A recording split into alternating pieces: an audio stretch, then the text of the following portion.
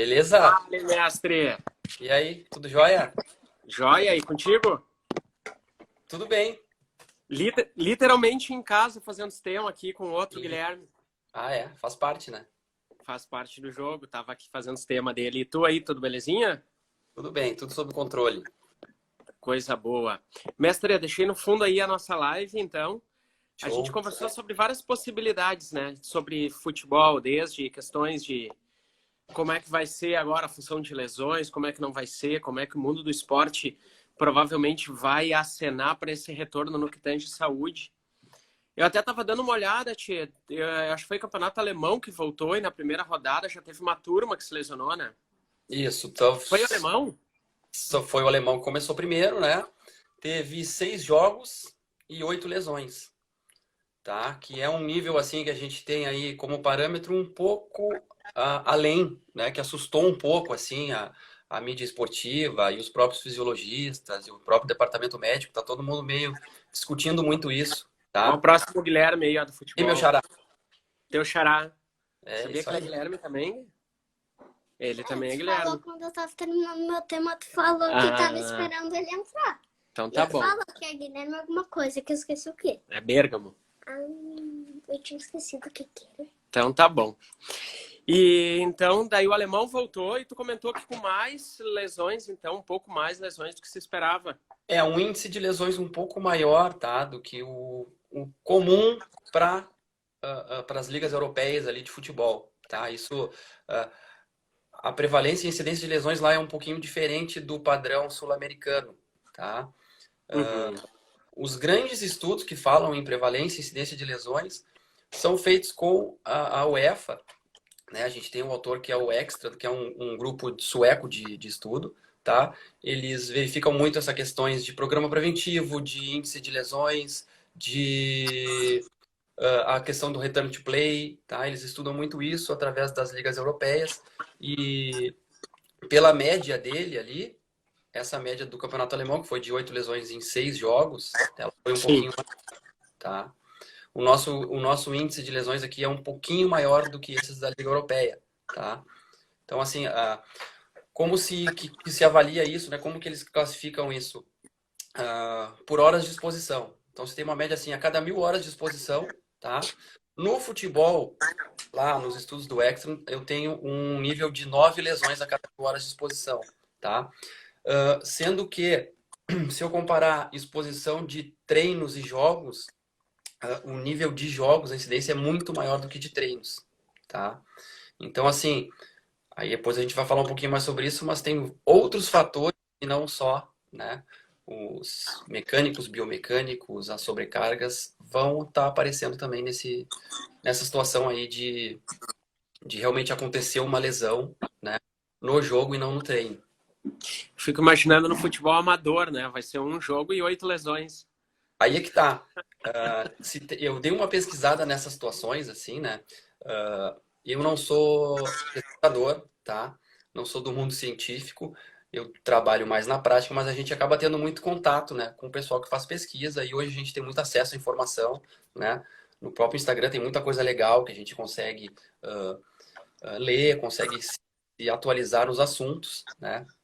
Então, assim, a gente não tem um estudo específico, né, ou uma revisão sistemática que fez o estudo no futebol amador, por exemplo. No futebol amador. Mas eu imagino que tu tá se expondo menos ao risco, tá? Né? Porque tu não tem tantas horas de prática, então tu se expõe muito menos, então é um fator de risco muito menor. Mas com relação à estrutura e à condição musculoesquelética, a gente sabe que o atleta amador não chega nem perto, né, do atleta Eu de ia dizer isso, porque tu não sabe o tamanho o peso que eu tenho que carregar para correr. Sim. Então, são Mestre, a gente conversou um pouco antes, né? E tu vinha falando sobre incidência e prevalência já de lesões no esporte. Como eu acho que desde que eu te conheço, tu já tá no Inter, né? Tu começou na categoria de base. Era o quê? Em 2012 tu já era da categoria de base, então tu tá lá já beirando os 10 anos, né? eu comecei na categoria de base, na verdade, em 2009, Ah, tá? então 11 anos. São O 11 que anos. nós temos em futebol hoje que tu vai poder nos dizer, assim, realmente as lesões que mais prevalecem ou as que que mais surgem aí, incidem nos atletas são o que tem acontecido mais no futebol. E isso mudou nesse tempo, não? Mudou. Eu me lembro assim que a gente se preocupava muito, digamos aí há 10 anos atrás, tá? Uhum. Com as entorses de tornozelo. Tá? Então existiam muitos programas que se dizem preventivos, tá? Depois a gente pode até discutir também esse termo prevenção, porque ainda é um pouco polêmico isso. Sim. Mas existiam muitos programas de exercícios, tá? Que a gente fazia treino sensório-motor, treinos de controle neuromuscular, para evitar entorses de tornozelo, tá? O que mudou, né, de 2009, 10 para cá, tá? A gente teve um aumento muito grande do número de lesões musculares, tá? Porque a velocidade do jogo mudou muito. Ah, sim, Tá? sim. Então, assim, eu tenho, acho que na Copa de 2018 eles fizeram um estudo comparando com a Copa de 2014 pela FIFA, tá? Eu tenho mais ou menos a mesma quilometragem, uma média de quilômetros que o meu atleta corre ou percorre por jogo, tá? Mas a velocidade aumentou em torno de 2 e pouco quilômetros por hora. Então a A média de distância jogo é segue a muito mais mesma. acelerado, tá? A distância é praticamente a mesma, mudou acho que 0,2. Eu já Mas orientei trabalhos nessa área, eu acho que era coisa de 6, 7 quilômetros, se não me é, engano. Ou eu tô muito fora. não, é mais ou menos por aí, tá? Então, assim, o Jeff está falando aí, não existe prevenção, é verdade. O que a gente vai fazer?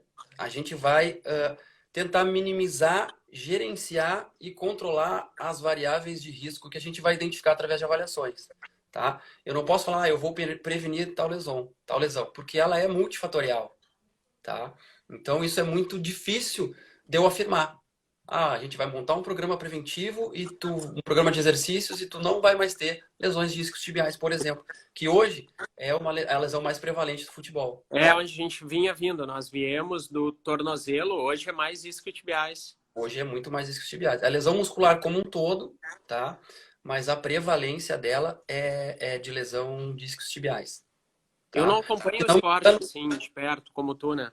Mas eu vejo que falam bastante em joelho, não tanto lesão, tipo ligamento cruzado, ruptura, as funções não é mais. a lesão de cruzado anterior, ela chama ainda bastante atenção porque ela é a lesão que demanda mais tempo de retorno. Ah, entendi. Então, Por assim, isso que ela fica mais tempo na mídia, não em quantidade, mas pelo tempo exatamente, que... pelo tempo que ela demanda de recuperação, né? E às vezes até pelo tempo que o meu atleta ele vai para readquirir todas as valências físicas, às vezes demora aí quase um ano, quase uma temporada fora, tá? Porque antes a gente também trabalhava nesse sentido. A gente tinha uma lesão de LCA, onde o atleta passava por um procedimento cirúrgico, numa média de 6 meses, às vezes até um pouquinho antes, a gente conseguia fazer com que ele retornasse. O Thiago Moura aí tá faceiro, a gente vai poder criar um time já com os pequenos, estão tudo na mesma idade quase. É. Mais um papito aí. Papai. Olá, papai. Então, assim, hoje, para uma reputação de ligamento cruzado anterior, eu tenho que trabalhar mais valências, tá? Tenho que trabalhar mais situações mais complexas, para que eu tenha um retorno mais seguro. Então, hoje se fala em 9 meses, tá, de retorno. Então, tu imagina que um ano tem 12, eu tenho um mês de férias, me sobram 11. Meu atleta vai ficar 9. Quando um professor universitário diz que foi teu estagiário, não é um bom sinal, hein, Guilherme? Tiagão era um excelente estagiário, se diga-se de passagem. A gente aprendeu muito, porque ele era meu estagiário quando eu era recém-formado, né? Ah, te deu trabalho daí. A gente trocou muita ideia. Né? Na época da base lá, a gente tinha um time de estagiários muito grande, né? Então a gente trocava muita informação. A base, na verdade, é uma escola, né? Para todo mundo.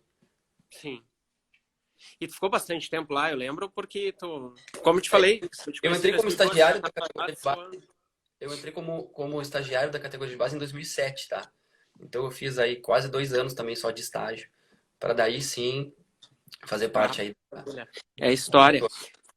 Desculpa te atrapalhar, tu tava nos explicando daí da prevalência, né, de lesões hoje. E até surgiu uma questão aqui, uma pergunta também relacionada do Luiz com lesões meniscais, já que a gente falava de cruzado, agora ele entrou em menisco. Menisco ainda é uma... A lesão de menisco, tá? Ela pode estar associada à lesão de ligamento cruzado anterior, a gente sabe, tá? A lesão de ligamento cruzado anterior, ela não necessariamente é isolada, né? A gente tem a chamada até tríade infeliz, que a gente tem lesão de ligamento cruzado anterior, do ligamento colateral medial e do menisco medial, tá? Ah, não me espanta o nome. Teria feliz. O que acontece, tá? A lesão meniscal, ela se manteve dentro das lesões de joelho, assim como as lesões de ligamento colateral medial, tá? Mas não é uma lesão muito prevalente, tá? Ela não tem um número muito maior. Hoje a gente tem toda uma mudança, né, na própria preparação física, a gente tem muitos cuidados, né, a gente está muito linkado, a gente trabalha muito junto. Então, assim, os próprios trabalhos, né, os próprios programas, né, de mobilidade, os trabalhos que se fazem de cutting, que a gente chama, né, de mudança de direção, de ajustes mecânicos, de melhora de padrão motor, tudo isso eu acho que tende a diminuir o número de lesões no joelho, tá? Mas as lesões musculares ainda é um grande desafio, né, para nós. O novo desafio, pelo que tu falou, tá nele. Isso aí. Tá. Hoje, o que tu consegue nos dizer? Para quem está chegando agora, o Guilherme comentou ali, isso, voltou mesmo o campeonato alemão lá e tiveram 8 lesões em 6 rodadas, tu falou, né? Em 6 jogos. Isso, em 6 jogos, perdão. E que lá isso já é bem maior do que o esperado, mas que aqui se tem uma prevalência de lesão maior do que se tem na Europa. Hoje, Isso. pelo número de atletas que tu acompanha, vamos dar um exemplo aí. Eu não posso ficar, claro, no Inter, porque são dados específicos, provavelmente nem todos abertos. Mas o que tu acompanha, assim, de número de atletas, o que se espera por número de atletas que se tenha de lesões ao mesmo tempo, assim, de pessoas afastadas? Se tem mais ou menos um número, tá? Que em torno de 10% do grupo, tá? Fica afastado. Vai dar afastado. Tá? De 8 Mas a 10. afastado ao mesmo tempo, se eu fizer um estudo transversal, tu está falando durante a temporada, num estudo longitudinal? Não, ao mesmo tempo. Ao mesmo tempo, chega na média de 10%, cara. Exatamente. É um número que ainda é alto, né? Claro que depende muito da época da temporada, tá? Isso varia bastante. Mas se tem aí como uma média 8 a 10%, se a gente tem um grupo aí de 34, mais ou menos, tá? Então a gente vai ter aí em torno de 3 atletas que vão estar afastados. Então, se tu deixar esses Tá caras 2 disponível para treinos semanas... de jogos. Oi? Se tu dizer que esses caras vão ficar 2 semanas afastados e sempre vai ter em torno de 8%, dá para dizer que praticamente um time inteiro se lesiona em algum momento durante o ano. Não.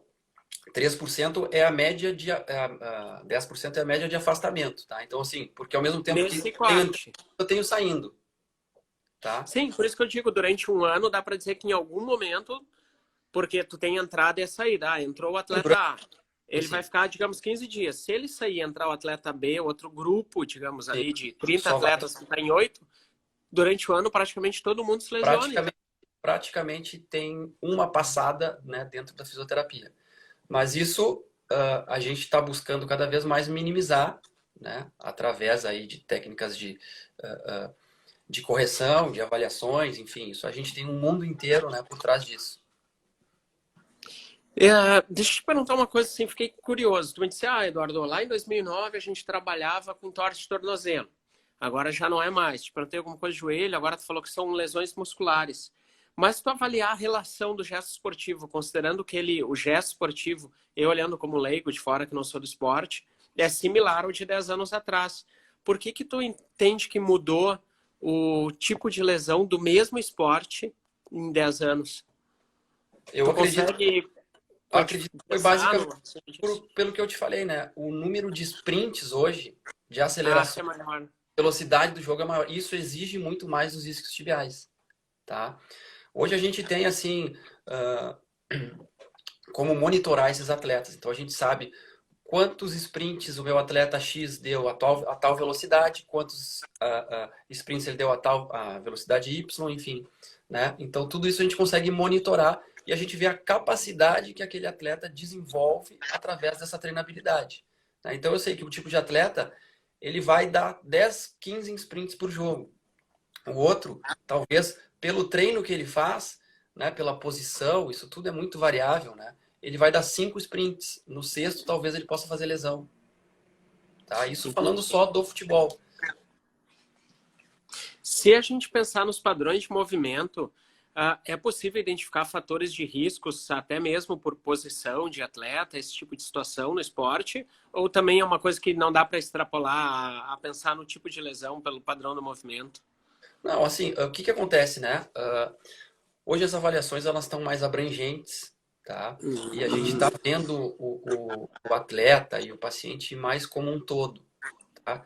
Então, hoje também a gente tem uma mudança bem significativa que é a mais não utilização tão frequente dos equipamentos, por exemplo, da musculação, tá?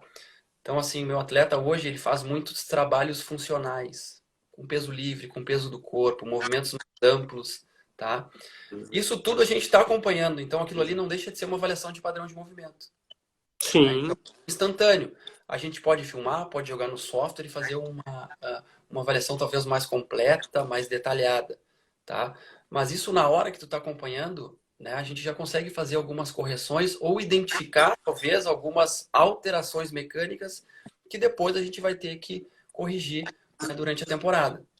e Mas vocês assim, conseguem fazer isso com todos antes do pessoal entrar mesmo em processo de recuperação depois da lesão? Há todo tempo? Você tem equipe para fazer isso?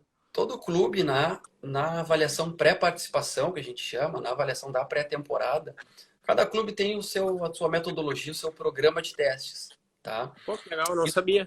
isso a gente faz durante a pré-temporada. Mas aí, hoje, né, como eu estava discutindo com um colega meu hoje à tarde, a gente viu que tem tantos testes, né, surgindo. Isso é bom, mas ao mesmo tempo a gente, se não souber fazer uma filtragem disso, ela pode ser um pouco prejudicial. Porque a Testes gente funcionais, testes de testes funcionais, funcionamento. tá? Que deve ter aí no mínimo uns 15 que a gente poderia utilizar. Mas a gente tem que trazer para a especificidade do esporte, para aquele gesto, para aquele Sim, perfil de atleta, tá? Então o que que a gente acaba fazendo? A gente acaba elencando alguns testes mais específicos que a gente acha que realmente vão ter validade, vão ter funcionalidade, né, no nosso dia a dia, faz as avaliações, tá? E aí a gente instaura alguns programas, tá? De correção, que a gente fala, para que isso seja desempenhado ao longo da temporada, né? E claro, com reavaliações periódicas. Então também não adianta eu fazer um monte de teste, ter um monte de informação, se eu não souber interpretar esses resultados, né? E não fazer intervenções específicas. Tá? sim. Tudo isso eu tenho que estar muito esperto para que eu não deixe apenas um teste por um teste, né? Uma informação para eu botar lá na minha tabelinha e ficar lá para a história.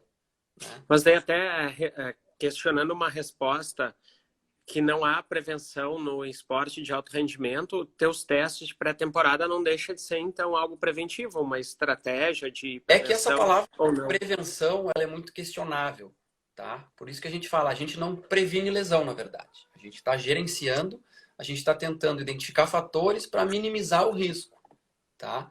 Então tem fatores modificáveis, tem fatores não modificáveis. Então tem coisas que a gente consegue intervir, tem coisas que a gente não consegue intervir. Então essa palavra prevenção, prevenir, ela é um pouco complicada a gente usar, tá? Sim. Mas não que ela... Depois até queria entender melhor, porque eu, no que eu entendo de prevenção, tu sabe que aquele gesto motor feito errado tem maior chance, maior probabilidade da lesão. No que eu aprendi lá da prevenção, seria bem isso aí. Sim. Mas então não era o gerenciar que tu está falando seria Mudou um pouco, tá? A palavra, é porque a prevenção, na verdade, tu quer evitar uma lesão. Sim. Tu não consegue evitar uma lesão. Tu consegue minimizar o risco. Como Entendi. ela é tão multifatorial que tu não consegue controlar algumas questões, tá? Por isso que a gente acaba mudando um pouquinho essa nomenclatura, tá? Sim. Eu vejo que no esporte, dentre outras coisas, o maior, posso dizer, se eu estiver errado, porque de novo eu não sou do meio, o maior ativo, o bem mais valioso num esporte, como no futebol, ainda é o jogador, né? Se juntar todos os jogadores, eles valem 20 vezes mais que um estádio, por exemplo. Então, o patrimônio liquidamente maior. E a preocupação de retorno de atletas, sempre que tem um atleta machucado, nós vemos muita informação e muita notícia, a mídia muito em cima. É uma responsabilidade muito grande de busca de equilíbrio entre quando ele pode voltar ou não, porque parece que não se poderia respeitar as fases de tratamento ou de recuperação de um atleta. Aí Sim. num clube, para ti que está num clube muito grande, como é que você tem procedendo com fases, a própria tomada de decisão para retorno do jogo? Como que vocês olham agora de dentro? Eu estou te perguntando, porque nós aqui do mundo externo só olhamos o vai voltar ou não, mas quais são esses critérios para essas fases? Bom, assim, né? No momento que a gente identificou uma lesão, que ela foi diagnosticada, Sim. se tem todo um planejamento, né? E isso deve ser cumprido, tá? Mas a gente sabe que existem guias, protocolos que vão nos direcionar, né? Para que a gente siga os aspectos fisiológicos da cicatrização, por exemplo, mas sempre buscando acelerar as fases, tá? E justamente por isso, a gente está sempre correndo contra o tempo. Mas, obviamente, que ninguém vai querer atropelar e correr tanto risco. Risco a gente está correndo sempre, né? Mas a gente tem que ter critérios, né, para evoluir no tratamento do nosso atleta, do nosso paciente, né? Como no consultório também a gente faz, né? E que a gente tenha uma segurança, né? Então a gente tem que obedecer alguns critérios para que a gente tenha o que hoje se chama de return to play, né? O mais seguro possível, minimizando o máximo que a gente conseguir esses riscos, tá? Mas óbvio, né, que a gente está sempre correndo contra o tempo. Então, para que eu tenha uma relesão, né, é um risco grande se a gente está correndo sempre contra o tempo. Né? Eu fico pensando tem... nos fatores intangíveis, né? Oi? Fico pensando nos fatores intangíveis, que com certeza tu deve ter atletas que querem voltar antes da hora, ou porque estão em função de uma vaga, ou porque estão em um processo de negociação ou não, ou porque buscam uma vaga em outro clube ou seleção, e outros que talvez já esperem voltar só quando tiver com todo o departamento médico, fisioterapêutico, todo ok. E o jogador tem uma influência muito grande, o atleta hoje, a gente pode dizer que o futebol profissional ele é acenado pelo departamento médico, fisioterapêutico, quando volta ou não? Não, a gente tem, na verdade, assim, né? O departamento Se o cara médico... quer voltar, eu quero voltar com dor, Guilherme, dá um jeito que eu quero voltar. Isso a gente tem que conversar sempre, tá? Então a gente faz todo um trabalho lá que é multi e transdisciplinar, né? Então a gente está sempre em contato com os médicos, com a comissão técnica e o próprio atleta, ele vai participar disso, tá? Não tem como dizer que não, porque o atleta também participa dessas tomadas de decisões, porque um dos critérios para retorno do atleta é a segurança que ele sente em fazer os movimentos. Então, se eu não expor esse atleta ao mecanismo de lesão que ele se machucou, como que ele vai adquirir essa confiança, né? Para, por exemplo, pensando numa lesão muscular de discos tibiais, se ele não deu um pique comigo ainda, como que ele vai ter a confiança para fazer o retorno aos treinamentos? Sendo que quando ele retorna aos treinamentos, ele tem que estar à disposição. Se ele está liberado para o treino, ele está liberado para o jogo. E aí tu vai explicar para o treinador, por exemplo, a gente vai liberar ele, mas de repente esse jogo ele não vai.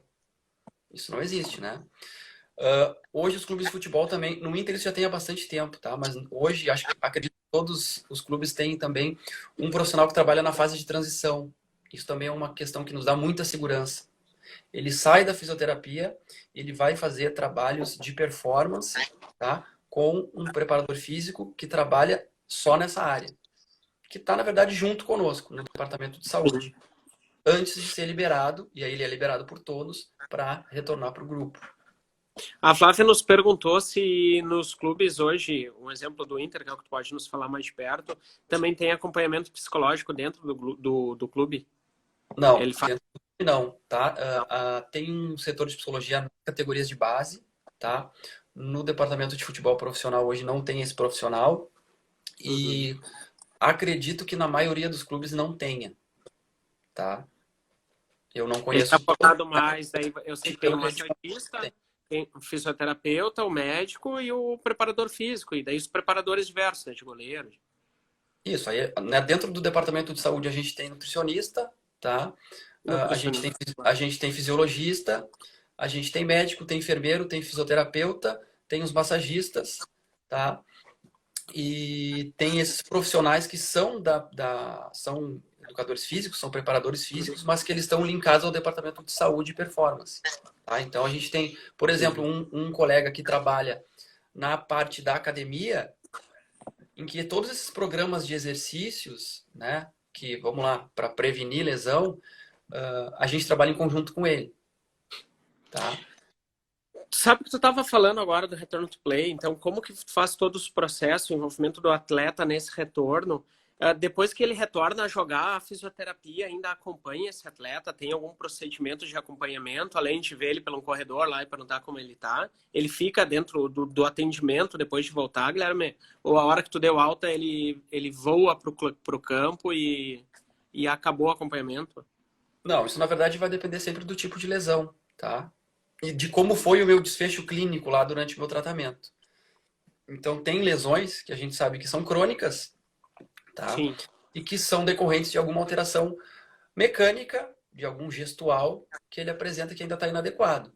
Se em algum momento a gente optar em ele se afastar das atividades para retirar pelo menos a carga de treino que ele está recebendo, a gente pode, em determinado momento, liberar ele, tá? Mas ainda seguir os trabalhos de manutenção, que a gente chama, aí pensando mais a médio e longo prazo, tá? Então depende sempre do caso, certo? Certo. Tá, então, até eu anotei aqui algumas coisas. Lesões e suas particularidades e complexidades. Eu acho que a gente está bem nesse tema, né? Então, estamos falando da particularidade da lesão e da complexidade da lesão para saber se ele vai continuar em acompanhamento contigo ou não vai continuar. Eu vi também, Guilherme, você tem uma coisa muito diferente do que nós aqui fora fazemos. Um atendimento fisioterapêutico em clínica, normalmente o sujeito vai ter lá um agendamento, ele vem 1, 2, 3 vezes por semana, que é o que uma pessoa, vamos dizer, comum como nós consegue fazer.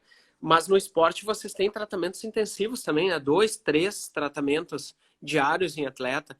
Eu digo o que eu assisto na TV também. Ele vai estar fazendo fisioterapia manhã e tarde para retornar. Tem pessoas que vocês se dividem e fazem mesmo 2, 3, 4 sessões num dia? Isso também depende muito do caso, tá? Isso Mas é uma... existe. Existe, mas assim, o atleta quando está lesionado ele vai trabalhar em 2 turnos, normalmente, tá? Mas como que se dá isso? A gente tem que pensar que ele é um atleta de alta performance, tá? Então, além do trabalho de reabilitação daquela lesão, ele vai ter que fazer trabalho cardiovascular para não perder tanto a parte física e fazer trabalhos de outros segmentos, tá? Então, o meu paciente ele fez uma entorse de tornozelo, tá? Bom, ele vai demandar atenção no processo de reabilitação de tornozelo. Mas ele daqui a pouco não está numa fase que poderia fazer um trabalho de estabilização segmentar, por exemplo. Sim. Ele não poderia fazer um trabalho aeróbico na bicicleta, por exemplo. Então, assim, isso tudo é programado e periodizado também de acordo com o que a gente conversa com a comissão técnica, com o preparador físico e fisiologista, tá? Então, essa coisa assim de tratamento intensivo, o atleta vai tratar inclusive à noite. Mas em alguns momentos a gente fica sabendo o que ele está fazendo à noite. Ele está fazendo uma eletroanalgesia e uma crioterapia. Não deixa de ser um tratamento, tá? Sim. Mas às vezes a gente pensa, o cara tá lá fazendo exercícios, fazendo manipulações, fazendo mobilizações. Então, assim, não é bem assim que funciona, tá? A gente periodiza tudo que vai fazer, tá? Porque, dando um exemplo, terapia manual. Eu vou ajustar um quadril do meu paciente que, por exemplo, está com mostite púbica. Eu vou fazer isso de manhã, eu não vou precisar fazer à tarde, à noite e nem no outro dia, provavelmente. Então, tudo tem que ser periodizado. O que nós vamos trabalhar hoje de manhã? O que nós vamos trabalhar à tarde? Há necessidade de fazer algum complemento em casa à noite, né? Então, tudo isso bem periodizado, bem planejado, para que também não haja um excesso de tratamento, se é que pode dizer assim, no meu paciente. Maravilha. Guilherme, teve uma coisa que a gente não falou, mas eu acho que é importante eu poder te perguntar, pegar o teu ponto de vista. Essa semana eu vi de novo, tia, como tá na moda pessoas, e eu acho que é uma moda que não acaba, pessoas baterem na kinesiotaping, na bandagem. Eu acho que quem é do esporte, como a minha origem é no Pilates, então vira e mexe, agora até parou porque tá com muita pesquisa pró o método e praticamente nenhuma contra. Mas a Kinésio eu vi de novo agora um grupo criando movimentos, quase criando cursos do porquê não usar, quase como religião, sabe? Grenalizou. Então, eu uso ou eu não uso, e se eu não uso, não presta. E eu vejo ainda que não só no futebol, mas no esporte se utiliza. E eu não consigo ver, já que falávamos antes que um ativo importante do clube é o jogador, que pudesse ser usado algo que comprovadamente fosse certo que não funcionasse. Como que no esporte tu tem visto isso? Como que tu já viu de resultado positivo ou não da bandagem, tanto rígida quanto flexível? Tu consegue dar uma explanação rápida para nós do teu entendimento? Por que que eu digo teu? Não posso perguntar para ninguém isso, porque tu trabalha no esporte, tu falou há 11, 13 anos, né, contando com o estágio. Isso foi 2007. E eu acho que hoje talvez se use mais do que se usava lá. E a gente ainda vê gente batendo. Qual é a tua percepção assim sobre isso? O que tu já leu sobre isso? Tu consegue dividir um pouco para nós? Nem falamos, espero não te pegar de surpresa, eu acho que não, porque tu trabalha com isso aí há tanto tempo, né? Assim, Eduardo, o que que acontece? A gente tem hoje, né, uma, uma grande vontade de trazer as evidências e a ciência para o esporte de alta performance. A gente sabe que o futebol é um mundo à parte. E o que que se tem visto assim de pesquisa nos últimos anos? A tua conexão falhou um pouco para mim, eu não sei, pessoal, se para vocês falhou também. Aí eu não te ouvi ali. Tu falou só que é um esporte à parte e daí deu uma falhada. Então assim, a bandagem ela vai fazer parte de todo um processo, tá? A kinesiotape hoje, a utilização dela sozinha, a gente sabe que não tem eficácia, tá? A bandagem, tanto a rígida Como quanto quase tudo na vida. a bandagem rígida quanto elástica, ela tem uma pequena participação, ela é uma ferramenta que a gente pode estar utilizando. Mas o que que se viu nos últimos anos, tá? Que o conceito da kinesiotape, como ele é passado, né, pelos japoneses, que são os criadores do método, ele não tem uma efetividade importante. Então, a gente está mudando um pouquinho a forma de aplicar a kinésio, tá? E existem outros tipos de bandagens elásticas também que estão começando a surgir no mercado, que tem mostrado que talvez traga mais benefícios até do que a kinésio. Mas ela tem o seu valor. A gente tem que saber o momento de utilizar. Tá? Sim, ela ainda é utilizada lá no Inter, tu tem visto em Ela clubes é utilizada, a gente utiliza em determinados casos bem específicos. Sim. Assim como a bandagem rígida também. Tá? Pô, que legal, então ela ainda é. Eu me pergunto porque de vez em quando se vê alguns movimentos. Por outro lado, eu vou ver natação, eu vou ver futebol, às vezes eu vejo handball, vários esportes, pessoal, basquete, quando tá passando, o pessoal ainda usa. Então Sim. eu fui te perguntar como é que tá no futebol. Mestre, eu acho que a gente conversou aqui bastante sobre futebol. Num primeiro momento, de minha parte, olha ali, ó, caiu o Guilherme. Guilherme caiu, vamos esperar ele voltar. Vamos ver, perdemos o nosso Bérgamo.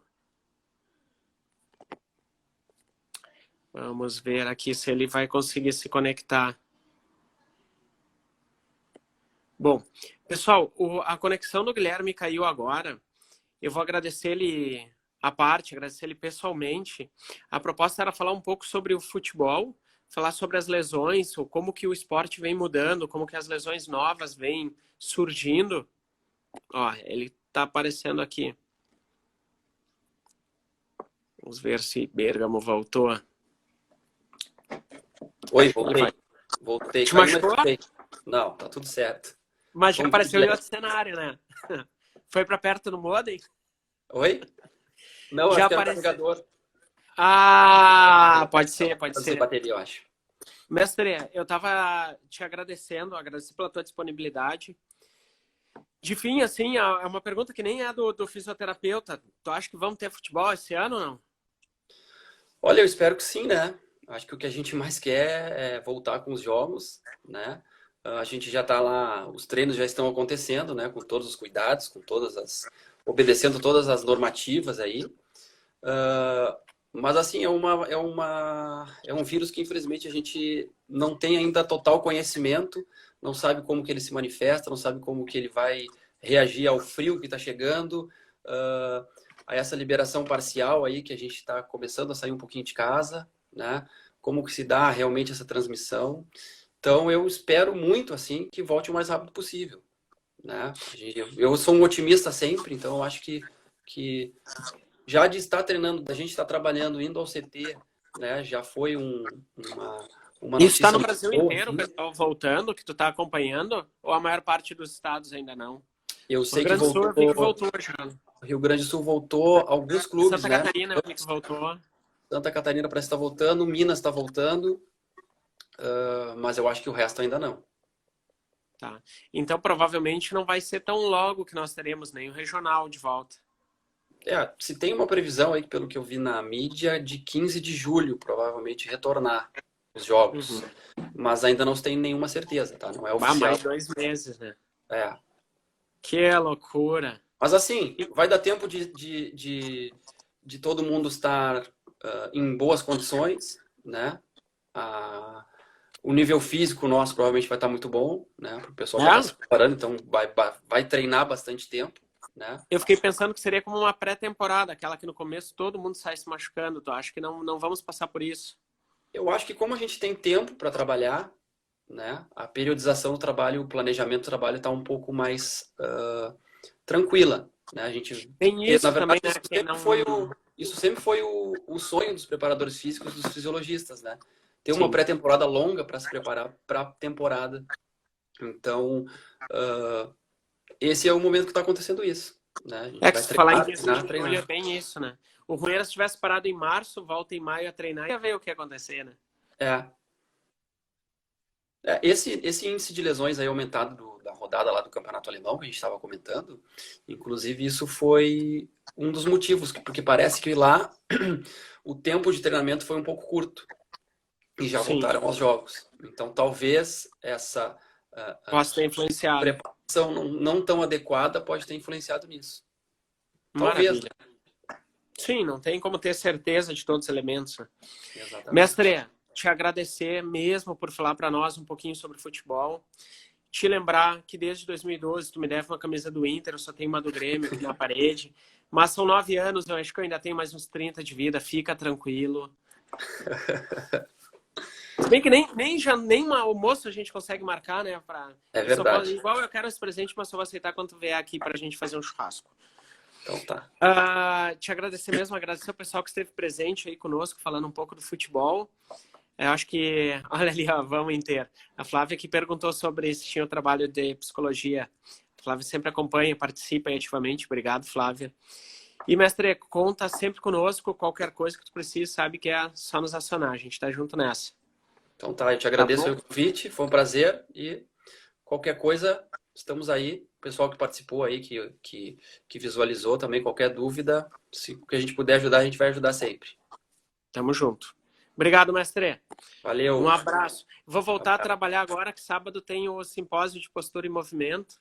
Até vai estar a camisa do Inter só na parede, Eduardo. Com certeza, só na parede. Eu tenho a minha do Grêmio lá, autografada, bonitinho no mural. Sempre o pessoal pergunta por que só tem a do Grêmio. Então eu vou fazer o agrado, eu quero botar uma do meu co-irmão. Que eu não tenho nada a ver com esse co-irmão, tu sabe? Mas eu quero colocar para ter para todo mundo.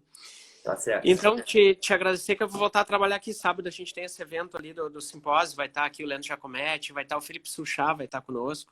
Show. Então, a gente está em 400 e poucas pessoas. Estamos testando os links agora para sábado às 9. Tá tudo bonitinho.